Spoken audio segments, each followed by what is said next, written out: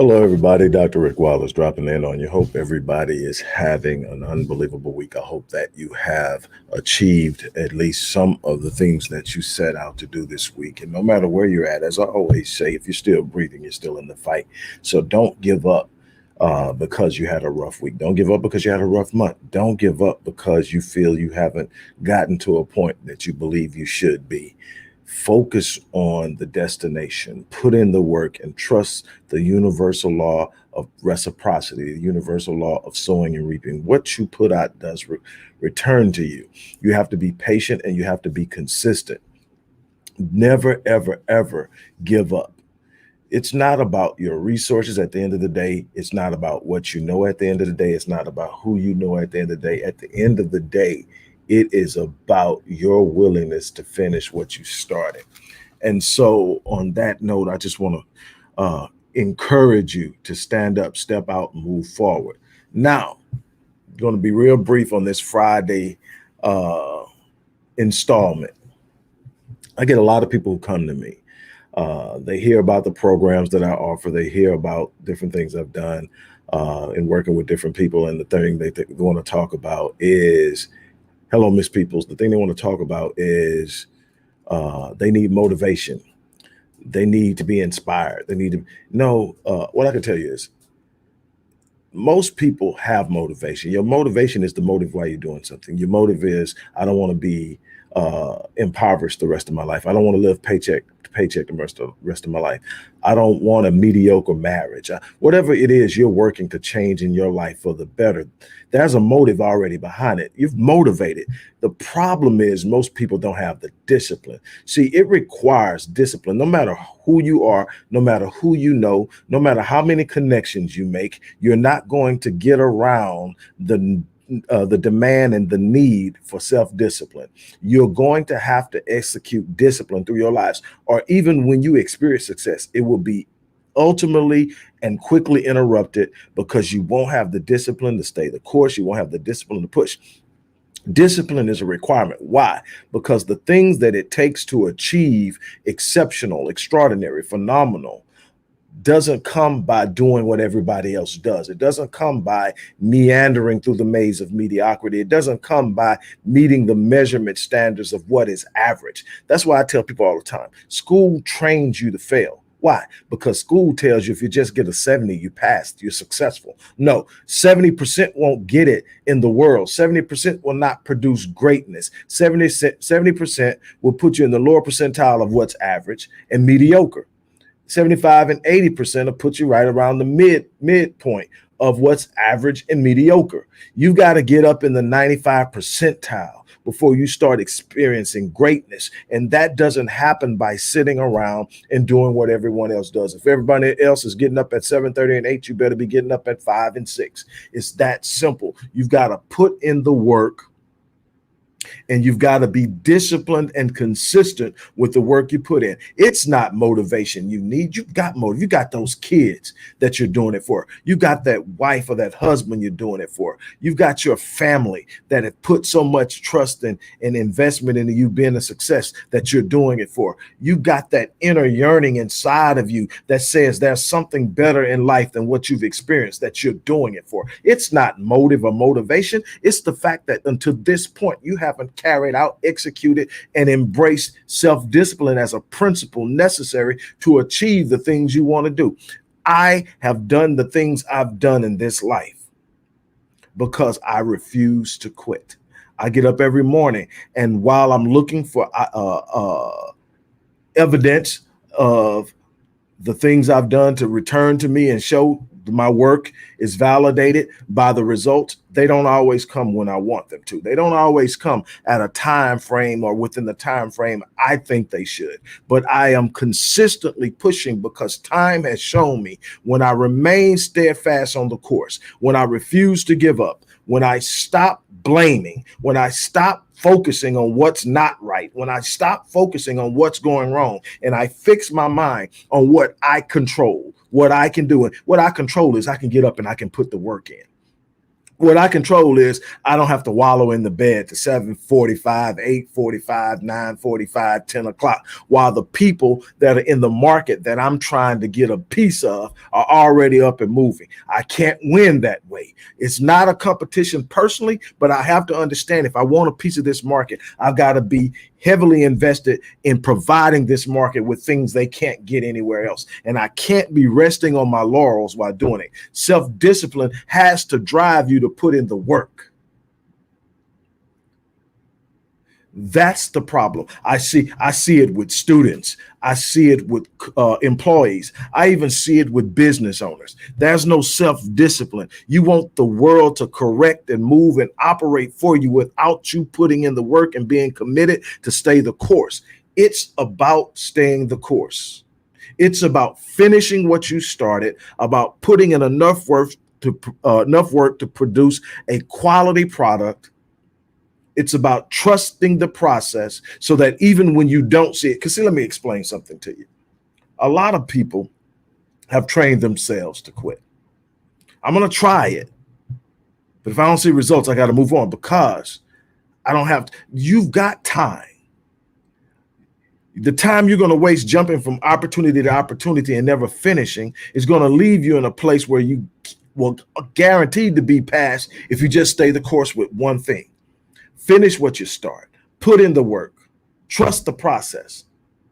What you sow, you reap. There's a harvest coming for the work you put in, but you cannot expect a harvest if you haven't planted. You cannot expect a harvest if you haven't watered and cultivated. You cannot expect a harvest if you haven't guarded the vision, if you haven't guarded the dream, if you haven't sit down and put in the work and pressed, if you haven't filled your mind with the right thoughts and that you're pressing through, that you're disciplined in your thinking, you're disciplined in your planning, you're disciplined in your execution. You cannot expect to achieve the results of something exceptional, extraordinary, or phenomenal while behaving average. You want something that most people don't have, you have to be willing to do something most people don't do. You can't do what everybody else does and have something that they don't have. You've got to step outside of the circle of average and mediocrity and move into an expectation where you are being held accountable by yourself and by others to do what it is you said you were going to do, and you don't move off your circle until you get it done. There are all different types of reasons why you can't do something. They're called excuses. You can come up with any number of them anytime. That's not where the win is. The win is finding the one reason why you can, the one reason why you should, the one reason that you will not fail, and hanging your hat on it and nailing it to the wall and then pushing through relentlessly. I tell people all the time, if you follow me for any stretch of time, you know this. At the core of everything I am is one principle: be relentless. Be relentless. It's not how much knowledge I have. I've acquired a lot. It's not how much experience I have. I've developed and built and a lot. It's not any of that. It's about sitting up and saying, Miss People, that's because Dr. Miles Monroe had a massive impact on my development. The few times I've got to meet him, but I studied him tremendously. So yeah, he had a major impact. Unbelievable, just totally remarkable. So that's definitely a compliment as far as I'm concerned. Thank you. Look,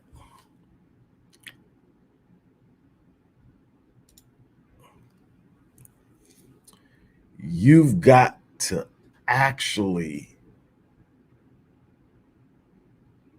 trust the process at a level that doesn't make sense. Because see, greatness isn't a rational reality.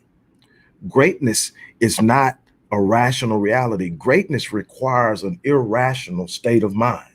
Greatness has a demand that you think in a place where most people will think you're not being what? Realistic. Why?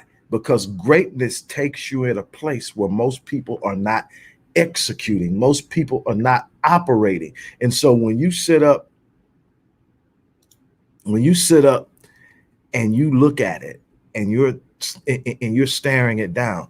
I was telling a client this morning that one of my top 3 quotes of all time is by Stephen Furtick, and it says that if the vision that you have for your life isn't so huge that it's intimidating you, there's a good chance that it's insulting God. Why? Because God didn't design you for mediocrity. God didn't design you to play it safe. God didn't design you to float around amongst the confines and restrictions of average. God designed you to be a representation of your design, which is exceptional, extraordinary, phenomenal. God doesn't design average. Average is a default for not activating your potential. Average is what happens when you refuse to reach inside of you and pull out that gift and put that gift to work at a way and a level and intensity that you touch the world. You were meant to touch the world, to be a representation of your designer. And if you're not living life at that level, it's probably insulting God. If you don't have a vision that shakes you when you wake up in the morning because you know it's so huge that if you don't give it your best shot today, you're going to be behind the 8 ball. I wake up every day with a vision of what my life is supposed to be and what I've got to put in the day just to stay on course. I'm not so much intimidated as I am held accountable by it, but it makes me wake up with a sense of urgency. I don't have time to play. I don't have to, and I don't mean I don't have time to spend with my family and enjoy life. I don't have time for empty time. Everything in my every point in my day is dedicated to something. Some of it is dedicated to being in the office. Some of it is dedicated to being with clients. Some of it is dedicated to community work. Some of it is dedicated to my children. Some of it is dedicated to my wife. But it's all dedicated to something because that 86,400 seconds that I have in a day will never return to me once it's gone. I either used it or I wasted it. And that's how I live my life. I live my life on full. So that when I leave this world, I die on E. Having given the world everything that I have. That's the challenge that I'm giving you. I'm challenging you. Hello. I hope I'm pretty sure I'm going to mess this up. Jamal Natton. Thanks for dropping in from the UK. I'm glad to see that we're reaching people in other geographical locations, which has always been my goal. And I've picked up clients from the UK, in other parts of Europe, also Australia, South Africa, a couple of other places. And it's been fantastic being able to do that using the tools and technological advancements we have at our disposal. I love working with people one-on-one. And again, for those of you who may be interested in working with me one-on-one, the information will be in the description box on whatever platform you're watching this stream on, because I'm streaming on multiple platforms. Look, let me leave you with this. There has to be an idea of what it is you're pursuing. It has to be clear. It has to be so clear that it literally is the life breath of what you're doing. You've got to want it so bad that it's literally like breathing. If you don't have it, you can't breathe. You got to want it that bad. You got to want it at a deep level. Because why? If you don't want it so bad, like Eric Thomas says, you got to want it. So you got to want it as bad as you want to breathe. Why? Because if you don't want it as bad as you want air, you're going to run into a difficult moment, and that difficult moment will cause you to shut down. If you don't want it as bad as you want to live this life, then there'll come some point, sometime, some difficult moment, some obstacle, some setback that'll make you say, man, it ain't worth it. And you'll give up. Your why has got to be so big that you can't shake free of it. Then when you get that, you write it down. You plant it in your spirit. You plant it in your psyche. You put it on vision boards. You put it in your journal. You put it in your tablet. I write it on cards and I put it in my wallet. So every time I put out a credit card to pay for something, it's sitting right there telling me what my goals are, what my dreams are, what my motivation is behind it, and that I will complete it and I will finish it. And that's what I work on every day. It's not easy. There are things I set out to do a couple of years ago that I haven't got done yet, but I'm on it and I see it closing in. What if I would have given up after the first 6 months of it not happening? I'll be on some other thing trying to start over and then start over and then start over. And I never finish. That's not how you do it. You anchor yourself in your purpose. You anchor yourself in your vision and you walk it out. The distance you're willing to go is the determining factor in what you achieve.